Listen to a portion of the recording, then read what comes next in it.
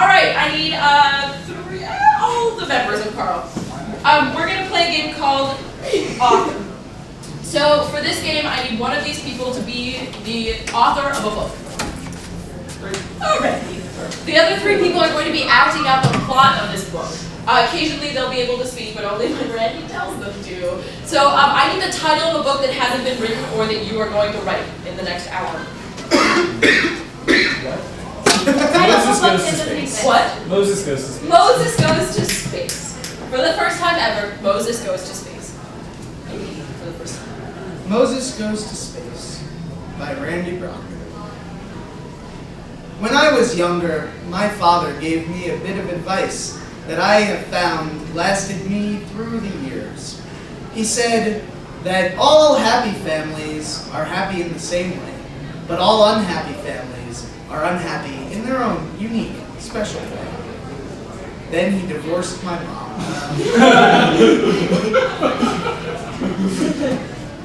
Later on, I went to Long Island and started attending weird futuristic parties with this guy named Gay Jaxby.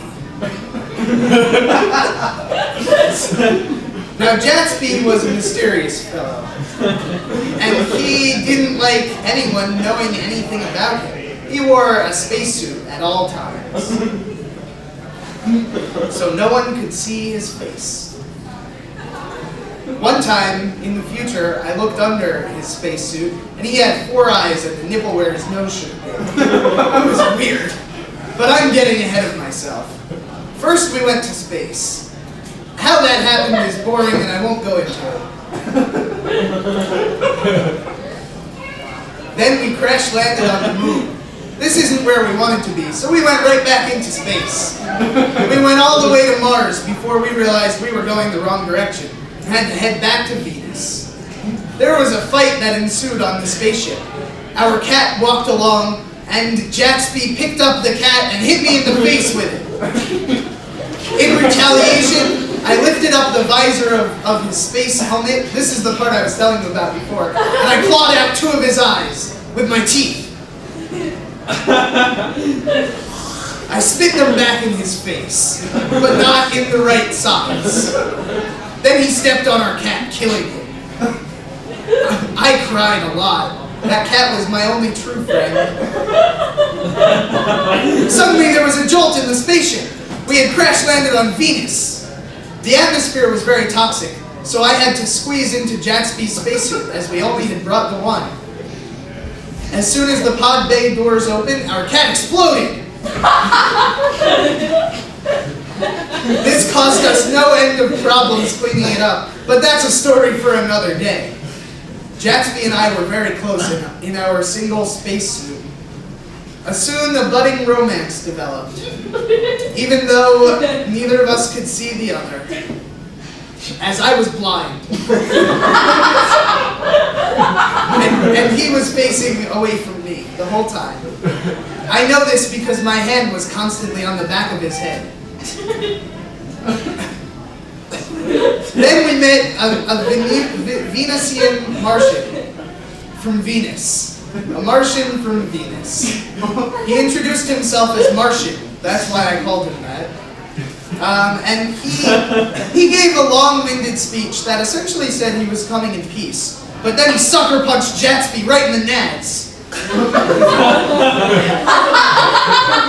As he did it, he yelled,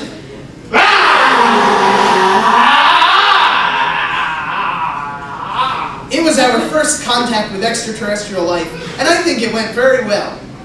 We took him back in our spaceship as a prisoner and locked him in the cage.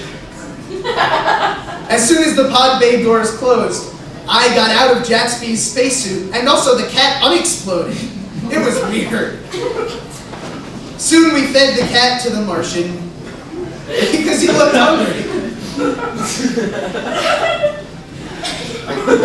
Then we went back to Earth. Unfortunately, while we were re-entering the atmosphere, the spaceship lit on fire, and everyone died. The end. No. That was sad.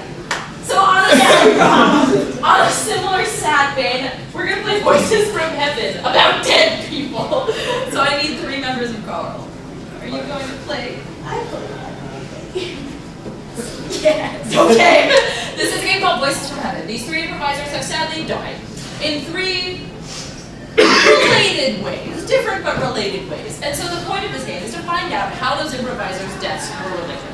So for Greenwald, I need an occupation that doesn't exist, and it's so good that it doesn't exist. Barf creative. Barf creative. For Gabbie, I need an occupation that doesn't exist, but you like really want it to. Homework doer. Homework doer. And for Cory, I need like an occupation that actually exists. Just a one. Bowling ball salesman. Excuse me? Bowling ball salesman. Bowling ball salesman. Yes. So this is Voices from Heaven. Whenever you're ready for When I was in the 3rd grade, I was that kid who everyone just called the barfer. It's because I had a tendency to barf. It comes from a long-standing tradition in my family of eating garlic, pure garlic, for breakfast. So I was known, and that would make me very ill. And so sometime in between 9 and 10 a.m., I would frequently puke all over my teacher, Mrs. Gregorian.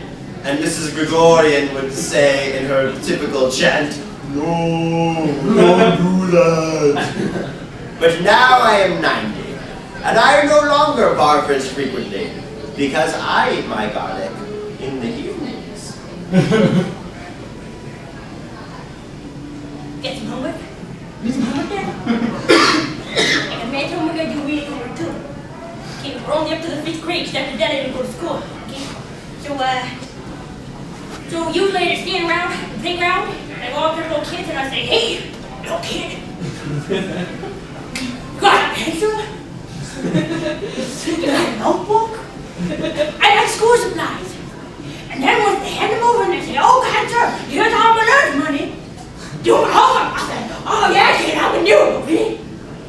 I'm just gonna add it to my mountains of notebooks. They have names on them and I memorized every single one." Bill here from Bill's Bowling Ball Basement Emporium. Now, the Basement Emporium is really the back of my truck. You see, in each town there's only one, maybe two, maybe three on a good day, bowling alleys in a single town. How many bowling balls do they need? Turns out, on average, about 79, but you buy them, you don't need any more, so I travel the country selling. And I've seen plenty, let me tell you. Now, I can't think of a second use for a bowling ball, so I have to tell the bowling alleys. If you think of one, make sure you tell me. I think Christmas ornaments might be too heavy, though. My worst stop ever I made? Boston, Massachusetts. I have a grandchild, and this grandchild goes to school. And in my deep-seated revenge against my mother for feeding me all that garlic, I now insist on feeding him garlic in the mornings. It gives me great pleasure to see him going through the same pains that I did. There was one morning where I gave him that said garlic, and I took him to school so I could watch him do the barf creating in the class. I stood outside the window and peered into his 1st grade classroom, and as he puked, I laughed and laughed and laughed, chortling and high-fiving the trees. It was a delightful recess for me. But oddly, there was a stranger behind me, a stranger whispering strangely strange things out nowhere. Hey, I don't know if you know this, but old guys, best fountain pens, best fountain pens. See these old guys, kind of old, but I do some counting too, you know. Doesn't have to be home.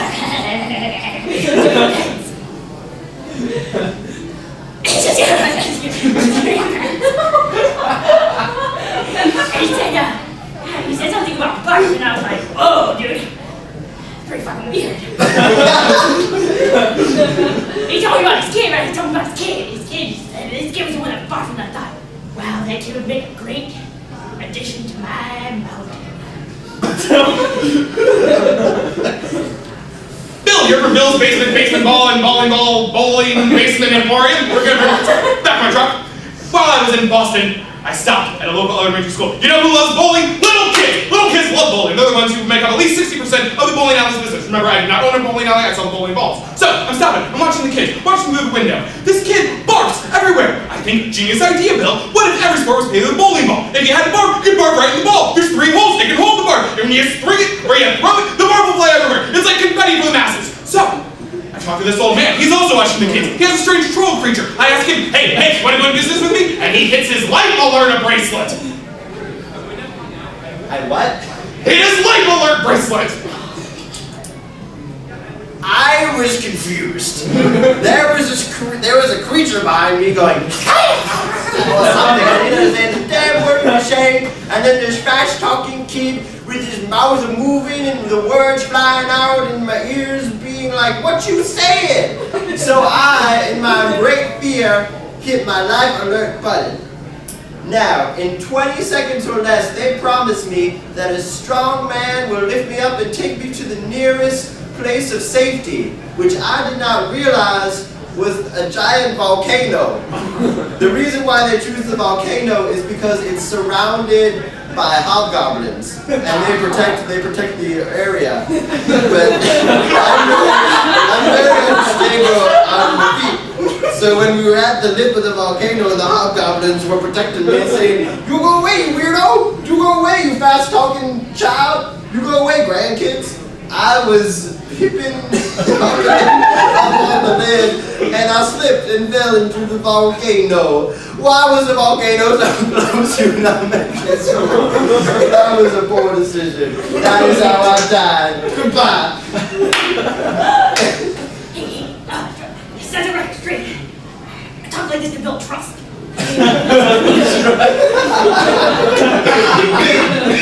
So, that happened. That little kid, he was standing there going, Grandpa! And I was like, hey, kid, give me your homework. And he was like, great. And so he handed it to me. But as he did so, he barfed again. And I went, oh, that's gross. But somebody hit me from the flat and got on my face. And I said, kid, did you eat garlic today? And he said, my grandma gave me the garlic. And I said, oh shit, I'm allergic to garlic. It's my one nemesis. It's our kryptonite. I learned about that in a book I stole from a kid. Long story short, I went into anaphylactic shock, and I couldn't get to my EpiPen in time.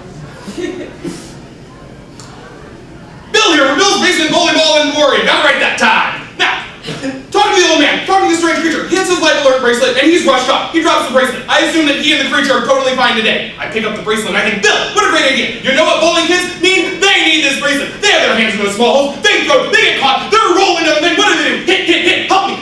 So I place it on my wrist, put my chest out before I sell it to my customers. Hit it. Within 20 seconds, they're gonna come, reach me, give me the safety. I hit it. These men pull up in a truck. They come up. They're like, hey, you're not Mr. Henderson. I'm like, no, I was just trying to hit this button. Do you know what the penalty is for hitting a life alert bracelet when you are not elderly? It is decapitation.